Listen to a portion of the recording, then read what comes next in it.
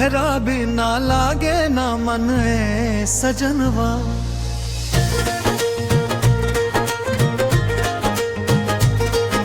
सुना सुना लागे सारा अंगनवा। दिन होके चाहे होके अंधियार तोहरे नाम से धड़के हमार दिलवा।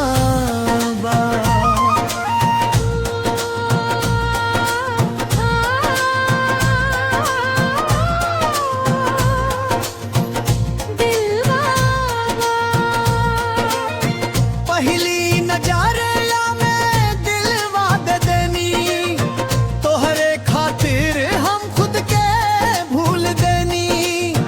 गाँव के गलियन में चर्चा हो गई, हमर नाम तोहरे नाम से जुड़ गई।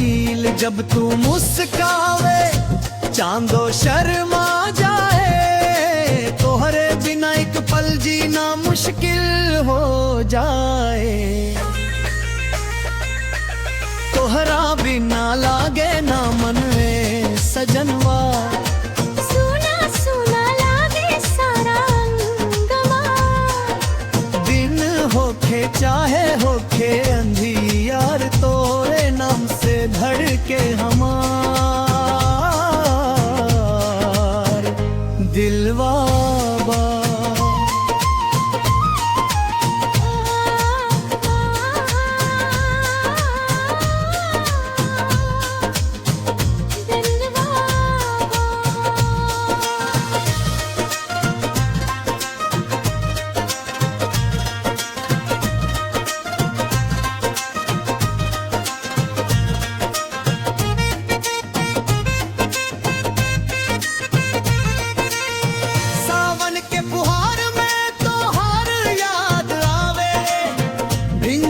चुनरिया में दिल धड़क जावे, रात भर तोहारे सपना सजाई। सुबह होती है फिर तोहारे नाम गुनगुनाई। तोहरा संग जिए के बस ई चाहबा, तोहरे बिना जिंदगी अधूरी रहबा।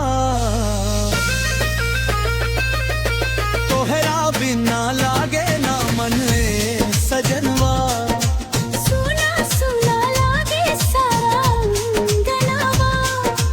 दिन होके चाहे होती अंधियार तोहरे नाम से धड़के हमार दिलवा।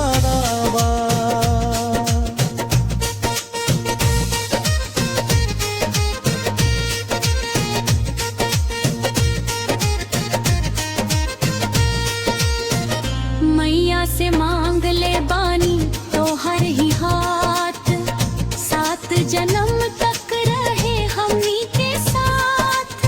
सिंदूर के रंग में बसल बा तोहार नाम, तोहरा खातिर ही धड़के हमार बरान। ना धन दौलत चाही ना कोई शान, बस तोहरा संग कटे हमार हर एक शाम।